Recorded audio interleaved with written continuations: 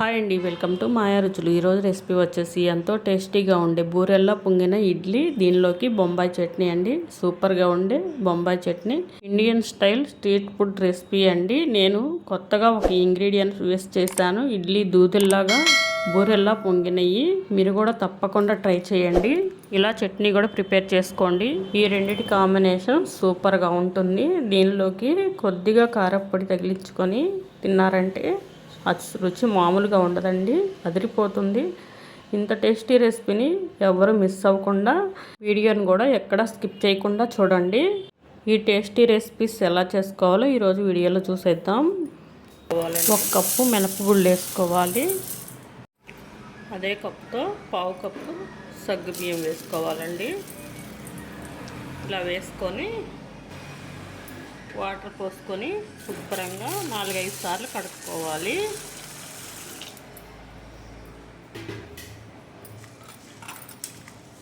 నాలుగైదు సార్లు కడిగేసి 4 గంటలు నానబెట్టుకోవాలి. ఇలా వాటర్ పోసుకొని 4 గంటల పాటు నానబెట్టుకోవాలి.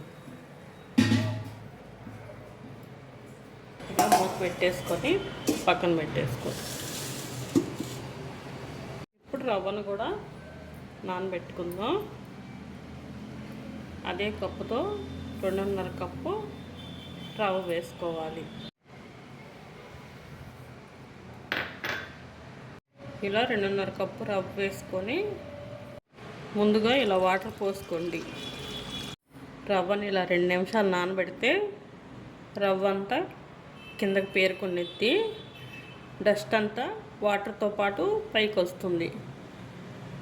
మనం వాటర్ పంపేసుకొని అప్పుడు రవ్వను నానబెట్టుకోవాలి. ఇప్పుడు 2 నిమిషాల తర్వాత రవ్వ అంతా పేరుకుంది, డస్ట్ అంతా పైకి వచ్చింది చూడండి. ఇదంతా వంపేసుకోవాలి.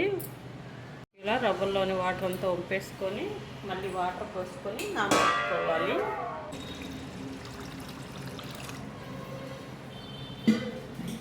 ఇప్పుడు మూత పెట్టేసుకొని పక్కన పెట్టేసుకుందాం. 4 గంటల తర్వాత చూపిస్తున్నానండి.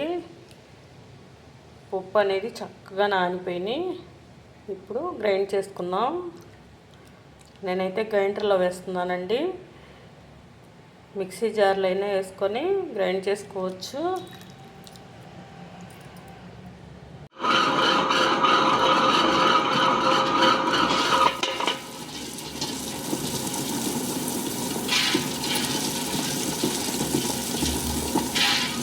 ఇలా వేసుకొని మెత్తగా గ్రైండ్ చేసుకోవాలి.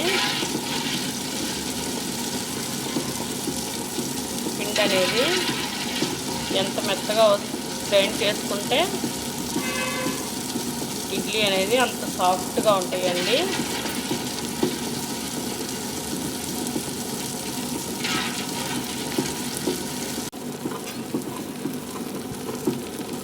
దీనిలో కొద్దిగా వాటర్ కూడా పోసుకుంటూ ఇలా గ్రైండ్ చేసుకోవాలి. పిండిని వీడియోలో చూపిస్తున్నట్టు ఇంత స్మూత్గా ఉండాలండి. ఇడ్లీ అప్పుడు చాలా బాగా మెత్తగా వస్తాయి. ఇప్పుడు కడిగి పెట్టుకున్న ఇడ్లీ రవ్వను కూడా పిండిలో వేసేసుకోవాలండి. ఇలా గట్టిగా వాటర్ పిండేసుకొని మినపిండిలో వేసేసుకోవాలి. ఇలా వేసుకొని బాగా కలుపుకోవాలి. పిండి అంతా ఇలా బాగా కలిసేలాగా రవ్వను మినపిండిని బాగా కలుపుకోవాలండి. పిండి అనేది ఈ కన్సిస్టెన్సీగా ఉండాలి. ఇలా ఉంటే ఇడ్లీ అనేవి చాలా మెత్తగా వస్తాయి. ఇలా కలుపుకొని మూత పెట్టేసుకొని నైట్ అంతా రూమ్ టెంపరేచర్లో ఇలా పక్కన పెట్టేసుకోవాలండి. ఇప్పుడు మార్నింగ్ చూపిస్తున్నాను. పిండి అనేది మీకు అర్థమయ్యేలా ఇలా గంటతో చూపిస్తున్నాను చూడండి. చక్కగా ఎంత బాగా పొంగిందో చూడండి. చక్కగా బబుల్స్ అనేవి చక్కగా వచ్చాయి. ఇలా బబుల్స్గా రావాలి పిండి అనేది. అప్పుడే ఇడ్లీ అనేది చాలా సాఫ్ట్గా వస్తాయండి. పిండిని ఒకసారి ఇలా బాగా కలుపుకోవాలండి.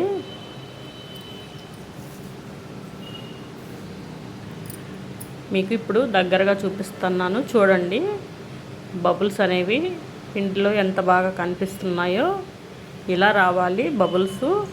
పిండి అప్పుడే బాగా రెడీ అయినట్లు. ఇప్పుడు మనకి కావాల్సినంత పిండిని తీసేసుకొని మిగతాది స్టోర్ చేసుకోవాలండి ఫ్రిడ్జ్లో పెట్టుకొని. ఇప్పుడు స్టవ్ మీద ఇడ్లీ ప్రిపేర్ చేసుకోవడానికి ఇడ్లీ పాత్రని వాటర్తో ఇలా పెట్టుకోవాలండి. పెట్టుకొని మూత పెట్టుకొని స్టీమ్ చేసుకోవాలి. వాటర్ని మరిగించుకోవాలండి. వాటర్ మరిగేలోపు ఇడ్లీ ప్లేట్లని ఒకసారి కడిగి ఇడ్లీ వేసుకుంటే ఇడ్లీ అనేవి చక్కగా వచ్చేస్తాయి. ముందుగా ఇలా కడిగి పెట్టుకోవాలి. ఇప్పుడు దీనిలోకి ఒక 1/2 టీ స్పూన్ ఉప్పు వేసుకోవాలండి. ఉప్పు వేసుకొని బాగా మిక్స్ చేసుకొని ఇప్పుడు ఇడ్లీ ప్లేట్లోకి పిండిని ఇడ్లీలాగా వేసేసుకోవాలి. ఇలా ఇడ్లీ ప్లేట్లోకి పిండి వేసుకోవాలండి. అన్ని ప్లేట్లోకి వేసుకొని పక్కన పెట్టేసుకోవాలి. ఇప్పుడు వాటర్ అనేది బాగా మరుగుతున్నాయండి. ఇప్పుడు మూత తీసుకొని ఇడ్లీ ప్లేట్లని దానిలో పెట్టేసుకోవాలి. ఇడ్లీ ప్లేట్లని ఇలా ఒక్కోటి పెట్టేసుకోవాలి. వాటర్ మరిగిన దాకా ఫ్లేమ్ హైలో పెట్టుకొని ఇడ్లీ ప్లేట్లు పెట్టుకున్నాక సిమ్లో పెట్టుకొని ఉడికించుకోండి. ఆవిరికే ఇడ్లీ అనేది ఉడికిపోతాయి. హై ఫ్లేమ్లో పెట్టారంటే వాటర్ అనేది పైకి వచ్చి ఇడ్లీ అనేవి ముద్దలాగా అయిపోతాయండి. ఇప్పుడు చట్నీ ప్రిపేర్ చేసుకుందాం.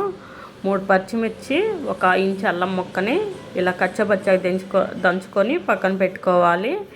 ఇప్పుడు ఒక బౌల్ తీసుకొని 3 టేబుల్ స్పూన్ల శనగపిండి వేసుకొని ఇలా వాటర్ పోసుకొని కలుపుకోవాలండి. ముందుగా కొంచెం వాటర్ పోసుకొని ఇలా కలుపుకోండి. ఇలా కలుపుకున్నాక మళ్ళీ వాటర్ పోసుకొని లూజుగా కలుపుకోవాలి. ఇలా కలుపుకొని చట్నీ ప్రిపేర్ చేసుకుంటే ఉండలు కట్టకుండా ఉంటుందండి. డైరెక్ట్గా శనగపిండి చట్నీలో వేసేసారంటే ఉండలు కట్టేస్తుంది. ఇలా కలుపుకొని పక్కన పెట్టేసుకోవాలి. ఇప్పుడు స్టవ్ మీద ఒక కళాయి పెట్టుకొని దీనిలోకి 1.5 టేబుల్ స్పూన్ ఆయిల్ వేసుకోవాలి. ఆయిల్ హీట్ అయ్యాక దీనిలోకి పోపు దినుసులు వేసుకోవాలండి. పోపు దినుసులు కూడా వేగాక దీనిలోకి ఒక ఎండుమిర్చిని కట్ చేసుకొని వేసుకోండి. ఎండుమిర్చి కూడా వేగాక దీనిలోకి కచ్చాబచ్చాగా దంచుకున్న అల్లము పచ్చిమిర్చి పేస్ట్ని వేసుకోవాలి. ఇలా వేసుకొని దీనిలోకి 2 రెబ్బల కరివేపాకు కూడా ఇలా చూసి వేసుకోండి. ఇలా వేసుకొని ఇవన్నీ గంటితో తిప్పుకుంటూ ఫ్రై చేసుకోవాలి. ఇవన్నీ బాగా ఫ్రై అయ్యాక దీనిలోకి వాటర్ పోసుకోవాలండి. నేను 1 లోటా వాటర్ చూపిస్తున్నాను. 3 స్పూన్ల శనగపిండికి ఈ 3/4 వంతు లోటా వాటర్ కరెక్ట్గా సరిపోతాయండి.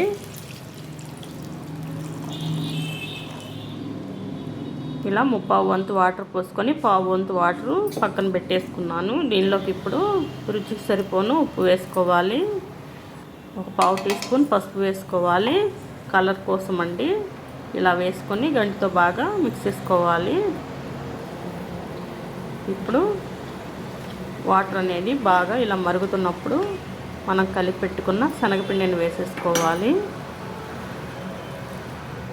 ఇలా వేసుకొని వెంటనే తిప్పుకోండి లేదా ఉండగట్టేస్తుంది. ఇలా వేసుకున్నాక ఇలా గంటితో బాగా తిప్పుకుంటూనే ఉండాలి. చట్నీ అనేది దగ్గర పడిపోయిన దాకా తిప్పుకుంటూ ఉండాలండి. మనం ఇలా తిప్పుకుంటూ ఉండగానే చట్నీ అనేది దగ్గర పడిపోతుందండి. ఈ కన్సిస్టెన్సీ వస్తే సరిపోతుంది. ఇప్పుడు స్టవ్ ఆపేసుకోవడమే. గట్టిగా ఇందాక ఉంచుకుంటే చల్లారిన తర్వాత మరీ గట్టి పడిపోతుందండి. అందుకని కొంచెం లూజుగా ఉన్నప్పుడే దించేసుకోండి. ఇప్పుడు ఇడ్లీ కూడా రెడీ అయిపోయినాయి. ఇలా ఒకసారి మూత తీసుకొని చేతిని టచ్ చేసుకొని వేలుతో ఇలా టచ్ చేసి చూస్తే చేతికి అంటకుండా ఉంటే ఇడ్లీ అనేది రెడీ అయిపోయినట్లేనండి. ఇప్పుడు స్టవ్ ఆపేసుకొని ఇడ్లీని కింద పెట్టేసుకుందాం. ఇడ్లీ గిన్నెని ఇలా కింద మూత తీసి మనకు కావాల్సిన ప్లేట్ల వరకు తీసుకొని ప్లేట్లోకి సర్వ్ చేసుకోవాలండి. మిగతాది మూత పెట్టేసుకొని పక్కన పెట్టేశాను. ఇలా గిన్నెతో వాటర్ తీసుకొని ఒక గంటతో వాటర్ తడి చేసుకోవాలండి. ఇలా ముంచి వాటర్లో ఇడ్లీ తీస్తే ఇడ్లీ అనేవి చక్కగా వచ్చేస్తాయండి. ఇడ్లీ తీసే ప్రతిసారి ఇలా గంటిని తడి చేసుకొని తీసుకోండి. ఇడ్లీ చక్కగా వచ్చేస్తాయి. ఇడ్లీ పిండి వేసేటప్పుడైతే ఇడ్లీ ప్లేట్లను తడి చేసి వేసుకుంటే ఇడ్లీ అనేది ఇలా అంటకుండా చక్కగా వచ్చేస్తాయండి. ఈ టిప్స్ని ఫాలో అవ్వండి. ఇప్పుడు ఇడ్లీలు అనేవి ఎంత చక్కగా వచ్చినాయో చూడండి. ఇప్పుడు చట్నీతో సర్వ్ చేసుకుందాం. ఎంతో టేస్టీగా ఉండే ఈ బొంబాయి చట్నీ ఇలా వేసుకొని దీనిలోకి కొంచెం కారపొడి వేసుకొని తింటే చాలా టేస్టీగా ఉంటాయండి. ఇలా ఇండియన్ స్టైల్ ఇడ్లీ చట్నీ కారపొడి అండి. ఈ చట్నీని ప్రిపేర్ చేసుకొని వేసుకొని టేస్ట్ చేయండి. చాలా టేస్టీగా ఉంటాయి, చాలా బాగుంటాయి. ఇడ్లీలో ఇలా గ్యాప్స్ అనేవి వస్తేనే ఇడ్లీ అనేది పర్ఫెక్ట్గా కుదిరినట్లు. ఇంకెందుకండి ఆలస్యం, ఈ టేస్టీ రెసిపీని మీరు కూడా తప్పకుండా ట్రై చేయండి. ట్రై చేసి మీకు ఎలా వచ్చిందో కామెంట్లో చెప్పండి. మా ఛానల్ని లైక్, షేర్, సబ్స్క్రైబ్ చేసుకొని మీ ఫ్రెండ్స్కి, మీ ఫ్యామిలీ మెంబర్స్కి షేర్ చేయండి. Thank you for watching.